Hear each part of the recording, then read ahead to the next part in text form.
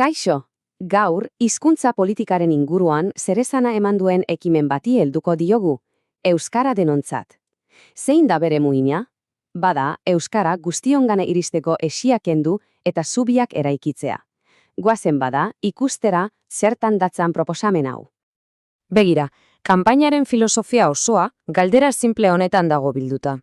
Euskara zubi bat da, jendea eta aukerak elkartzen dituena, edo konturatu gabe batzuetan gainditu beharreko esi bihurtzen zaigu, galdera hori buruan izan da aztertuko dugu guztia. Lehenengo oztopoa eta seguruenik askorentzat ezagunena, dirua eta denbora. Biak alabiak traba handiak dira euskara ikasi nahi duenarentzat. Ikus dezagun zer irtenbide proposatzen dituzten. Bueno, datuak argiak dira, ez da? Aldea izugarria da.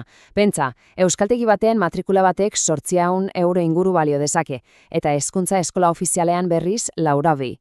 Lehen proposamenak hain zuzen ere desberdintasun horrekin amaitu nahi du, prezioak parekatuz, logikoa dirudi. Eta kontuz, ez gabiltza jende gutxiri buruz hizketan, urtero 35.000 ikaslek egiten diote ahore arazo ekonomiko honi.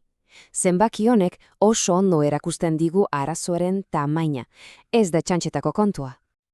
Orduan, irtenbideak, bi proposamen nagusi daude magai gainen. Batetik, esan bezala matrikulak berdintzea, askoz merkeagoak izateko. Eta bestetik, oso garrantzitsua hau ere, sektore pribatuko langileentzat euskara ikasteko baimen ordainduak sortzea, diru publikoarekin finantzatuta.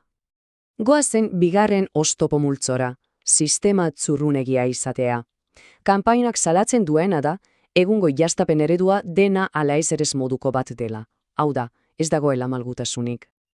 Eta zurruntasun hori ondoen deskribatzen duen hitza, hauxe da, makroerrebalidak. Zer esan nahi du horrek? Bada, hizkuntza maila egiaztatzeko modu bakarra, azterketa final handi batzuk egitea dela. Askotan azterketa hauek estresagarriak dira, eta ez dute zerikusirik ikaslearen benetako hizkuntza erabilerarekin. Horren aurrean, bada, bide berriak proposatzen dira, askoz errealistagoak. Adibidez, maila euskaltegian bertan egiatzatzea, ebaluazio jarraituaren bidez. Edo, zergatik ez, oposizio bat euskaraz gainditzen baduzu, maila aiturtzia. Edo, lanean euskara erabiltziagatik ere ziurtagiria lortu ahal izatea. Hirugarren traba aurrekoarekin lotuta dagoena, malgutasun eza. Honek esan nahi du, sistemak ez dituela aitortzen hizkuntza gaitasun guztiak. Badirudi gaitasun estandar bakarra dagoela eta kito. Eta hemen datoz proposamen oso interesgarriak nire ustez. Adibidez, ahozkoa solik perfil bat sortzea. Edo ulermena bakarrik egiaztetzen duen beste bat. Euskaraldiko belarri prest figuren antzera. Jende askok ulertzen du, baina ez da hitz egitera ausartzen. Bada hori ere baloratzea proposatzen da. Helburua da, sistema realitatera egokitzea, eta ez alderantziz. Taula honek, primeran asaltzen du zergatik den hau garrantzitsua. Pentsa, zaintzaile batek, edo autobus gidari batek, zer behar du batez ere? Hitz egin eta ulertu. Agian, ezain beste idazketa maila altua izatea. Baina, gaur egungo sistemak askotan lautrebetasunak maila berean eskatzen ditu. Proposamenak dioena da, eskakizunak lanpostu bakoitzaren benetako beharretara egokitu behar direla. Datu honek pentsarazten du, ezta? Helduen okiero marika bakoitetatik den bat dauzka normalean eskatzen diren hizkuntza ziurtagariak. Horrek galdera bat jartzen du mahai gainean. Eskakizunak proportzionalak aldira? Edo agian justifikatu gabeko esi bihurtzen ari dira jende askorentzat. Beraz, nola egin eskakizunak justuagoak? Lau proposamen daude. Bat, eskakizunak herri edo eskualde bakoitzeko errealitate soziolinguistikora egokitzea. Bi, estatuko administrazioan zerbitzu elebiduna bermatzea. Hiru, hizkuntza mailak lanpostuaren funtzioetara doitzea.